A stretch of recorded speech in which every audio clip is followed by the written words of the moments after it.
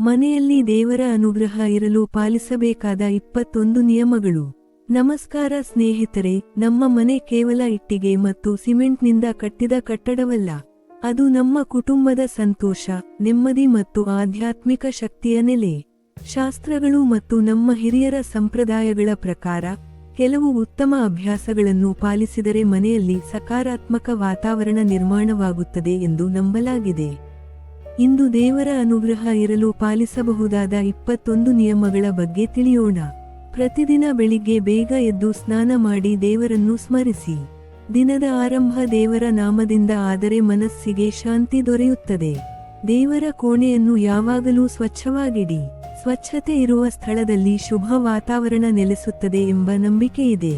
ಬೆಳಿಗ್ಗೆ ಮತ್ತು ಸಂಜೆ ದೀಪ ಹಚ್ಚಿ. ದೀಪವು ಅಜ್ಞಾನವನ್ನು ದೂರ ಮಾಡಿ ಜ್ಞಾನದ ಬೆಳಕನ್ನು ಸೂಚಿಸುತ್ತದೆ. ದೇವರಿಗೆ ಭಕ್ತಿಯಿಂದ ನೈವೇದ್ಯ ಅರ್ಪಿಸಿ. ಅದು ಸರಳವಾದ ನೀರು ಅಥವಾ ಒಂದು ಹಣ್ಣಾದರೂ ಸಾಕು. ಮುಖ್ಯವಾದುದು ಭಕ್ತಿ. ಮನೆಯಲ್ಲಿ ಅನಗತ್ಯ ಜಗಳ, ಕೋಪ ಮತ್ತು ಕಟುವಾದ ಮಾತುಗಳನ್ನು ತಪ್ಪಿಸಿ.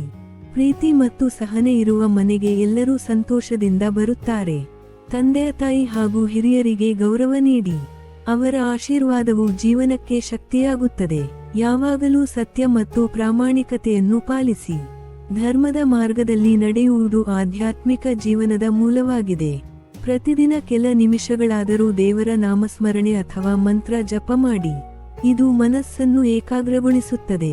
ಭಗವದ್ಗೀತೆ, ರಾಮಾಯಣ ಅಥವಾ ಇತರ ಪವಿತ್ರ ಗ್ರಂಥಗಳನ್ನು ಓದುವ ಅಭ್ಯಾಸ ಬೆಳೆಸಿಕೊಳ್ಳಿ. ಅವು ಜೀವನಕ್ಕೆ ಉತ್ತಮ ಮಾರ್ಗದರ್ಶನ ನೀಡುತ್ತವೆ. ನಿಮ್ಮ ಸಾಮರ್ಥ್ಯಕ್ಕೆ ತಕ್ಕಂತೆ ದಾನ ಮಾಡಿ.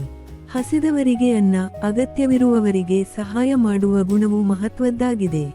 ಮನೆಯ ಬಾಗಿಲು ಮತ್ತು ಪ್ರವೇಶದ್ವಾರವನ್ನು ಸ್ವಚ್ಛವಾಗಿಡಿ. ಇದು ಶುಭದ ಸಂಕೇತವೆಂದು ಪರಿಗಣಿಸಲಾಗುತ್ತದೆ. ಅನ್ನವನ್ನು ಎಂದಿಗೂ ವ್ಯರ್ಥ ಮಾಡಬೇಡಿ. ಅನ್ನವನ್ನು ದೇವರ ಪ್ರಸಾದವೆಂದು ಗೌರವಿಸಿ. ಪ್ರಾಣಿ ಪಕ್ಷಿಗಳಿಗೆ ಆಹಾರ ಮತ್ತು ನೀರು ನೀಡಿ. ಎಲ್ಲಾ ಜೀವಿಗಳ ಮೇಲಿನ ಕರುಣೆ ಭಾರತೀಯ ಸಂಸ್ಕೃತಿಯ ಪ್ರಮುಖ ಮೌಲ್ಯವಾಗಿದೆ. ಮನೆಯಲ್ಲಿ ತುಳಸಿ ಗಿಡವನ್ನು ಬೆಳೆಸಿ ಆರೈಕೆ ಮಾಡಿ. ಅನೇಕ ಕುಟುಂಬಗಳು ಇದನ್ನು ಶುಭದ ಸಂಕೇತವೆಂದು ನಂಬುತ್ತವೆ. ಮನೆಯಲ್ಲಿ ಅಸಭ್ಯ ಮಾತು, ಅಪಶಬ್ದ ಮತ್ತು ನಕಾರಾತ್ಮಕ ಚಿಂತನೆಗಳನ್ನು ಕಡಿಮೆ ಮಾಡಿ. ಪ್ರತಿದಿನ ದೇವರಿಗೆ ಕೃತಜ್ಞತೆ ಸಲ್ಲಿಸಿ. ನಮಗೆ ದೊರೆತಿರುವ ಜೀವನ, ಕುಟುಂಬ ಮತ್ತು ಆರೋಗ್ಯಕ್ಕಾಗಿ ಧನ್ಯವಾದ ಹೇಳುವ ಅಭ್ಯಾಸ ಬೆಳೆಸಿಕೊಳ್ಳಿ. ಮನೆಗೆ ಬರುವ ಅತಿಥಿಗಳನ್ನು ಗೌರವದಿಂದ ಸ್ವಾಗತಿಸಿ. ಅತಿಥಿ ದೇವೋ ಭವ ಎಂಬ ಸಂಪ್ರದಾಯವನ್ನು ನೆನಪಿನಲ್ಲಿಡಿ. ಕುಟುಂಬದ ಸದಸ್ಯರೊಂದಿಗೆ ಪ್ರೀತಿ, ಸಹಕಾರ ಮತ್ತು ಒಗ್ಗಟ್ಟಿನಿಂದ ಬದುಕಿ. ಒಗ್ಗಟ್ಟು ಇರುವ ಮನೆ ಸದಾ ಸಂತೋಷದಿಂದ ಕೂಡಿರುತ್ತದೆ. ಹಬ್ಬಗಳು ಮತ್ತು ವ್ರತಗಳನ್ನು ಭಕ್ತಿಯಿಂದ ಆಚರಿಸಿ. ಅವು ಕುಟುಂಬವನ್ನು ಒಗ್ಗೂಡಿಸುವ ಉತ್ತಮ ಅವಕಾಶಗಳಾಗಿವೆ. ಪ್ರತಿದಿನ ಕುಟುಂಬದವರು ಒಟ್ಟಾಗಿ ಕೆಲ ನಿಮಿಷ ಪ್ರಾರ್ಥನೆ ಮಾಡಿ. ಇದು ಮನೆಯಲ್ಲಿ ಆಧ್ಯಾತ್ಮಿಕ ವಾತಾವರಣವನ್ನು ಬೆಳೆಸುತ್ತದೆ. ಯಾವುದೇ ಕೆಲಸವನ್ನು ಆರಂಭಿಸುವ ಮೊದಲು ದೇವರನ್ನು ಸ್ಮರಿಸಿ. ಯಶಸ್ಸು ಸಿಗಲಿ ಎಂದು ಪ್ರಾರ್ಥಿಸಿ ನಿಮ್ಮ ಕರ್ತವ್ಯವನ್ನು ಪ್ರಾಮಾಣಿಕವಾಗಿ ನಿರ್ವಹಿಸಿ. ಸ್ನೇಹಿತರೆ, ಈ ನಿಯಮಗಳನ್ನು ಕೇವಲ ಆಚರಣೆಗಳಾಗಿ ನೋಡದೆ ಉತ್ತಮ ಜೀವನ ಮೌಲ್ಯಗಳಾಗಿ ಅಳವಡಿಸಿಕೊಂಡರೆ ಮನೆಯಲ್ಲಿ ಶಾಂತಿ, ಪ್ರೀತಿ ಮತ್ತು ಸಕಾರಾತ್ಮಕ ವಾತಾವರಣ ಹೆಚ್ಚುತ್ತದೆ ಎಂದು ಅನೇಕರು ನಂಬುತ್ತಾರೆ.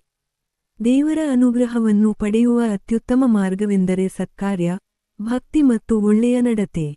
ಈ ವಿಡಿಯೋ ನಿಮಗೆ ಇಷ್ಟವಾದರೆ ಲೈಕ್ ಮಾಡಿ.